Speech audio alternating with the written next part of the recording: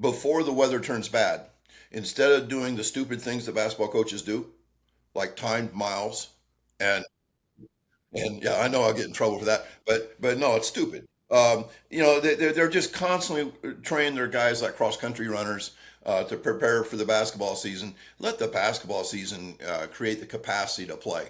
Most guys are only playing 25 to 35 minutes. I mean, goodness gracious, they can go play 3 hours on a summer afternoon, but they can't play 25 minutes in a game. No, I think they can. So first of all, you have to focus on max velocity when you can, because max velocity will improve the vertical jump. It'll improve quickness. The faster you can run in one direction, the faster you can run in all directions. So I just think that you are making somebody much more athletic. If you get somebody 1 mile an hour faster, it changes their entire world. They look like a different athlete. Just 1 mile an hour, and that can be accomplished in 10 weeks. And so, for the people, especially like if you're in the winter and you don't have space, then I think you have to just jump, jump, jump. Plyometrics, jump, bounce. My dad was a basketball coach. He used to say that, I love that kid. And I go, why? He goes, he's got bounce in him. He's got bounce. That's athleticism.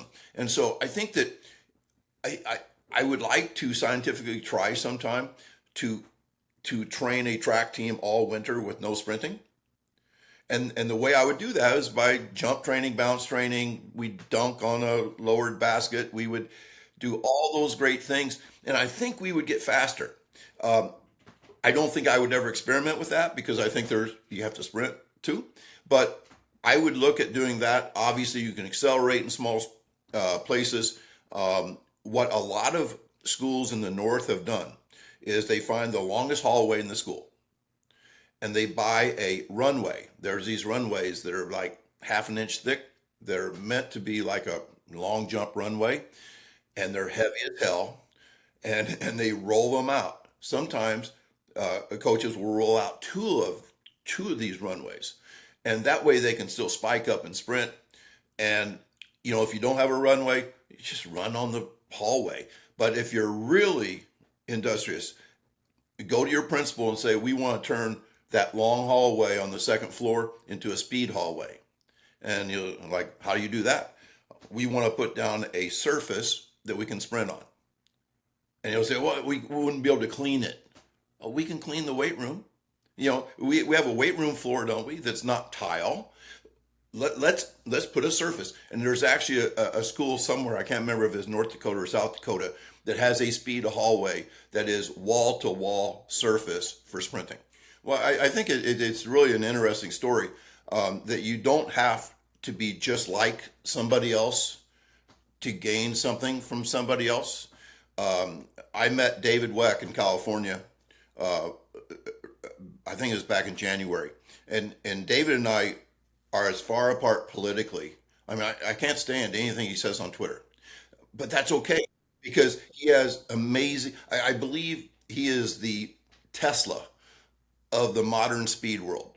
By not Tesla, not the car. I'm talking about Nikola Tesla, the guy, yeah, the crazy mad scientist.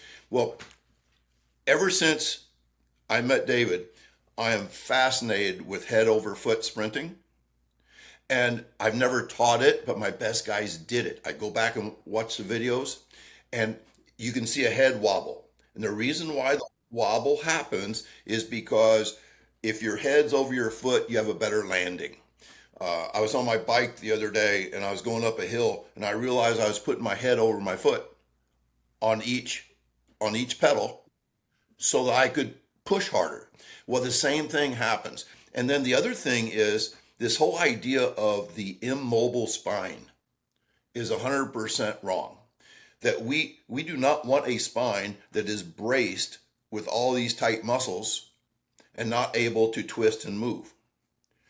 And what happens when you sprint is that when your arm comes forward, your shoulder comes forward with it, which means you have a twist of the spine. So if it's your right arm coming up, their upper right twists forward. The lower half of the spine does the opposite because it twists towards the lead leg. So we have this twisting and untwisting situation going on with the spine. And then we also have, and this is something I noticed with my fastest sprinter, Marcellus Moore, uh, when he would when he would lead with that leg, his shoulder would come up with the leg. Literally, there would be a tilt of the body, shoulder up, hip up, leg up, in order to get a little bit higher. He was only 5'7", so he had needed all that he could get. And so not only are we twisting, untwisting in opposite directions, but our spine is tilting one way and tilting the other. And that is what we call the spinal engine, which I'd heard people mention spinal engine many times, but it wasn't until I met David Weck and I really started diving in to his stuff and trying to ignore his political stuff and learn from this guy. And that's probably the most exciting thing. Now my question is, what things do we do that teach that spine to twist and rotate and be strong in those ways? I know one thing we shouldn't do is spend our whole life in a weight room where the spine is immobile and it is braced at all times. You've seen those guys that have lifted too much, they become stiff. And we do not want a stiff core. My guys never do planks. We don't talk core. I believe that sprinting is the best core exercise in the world. But all that has led me to David Weck and the spinal engine.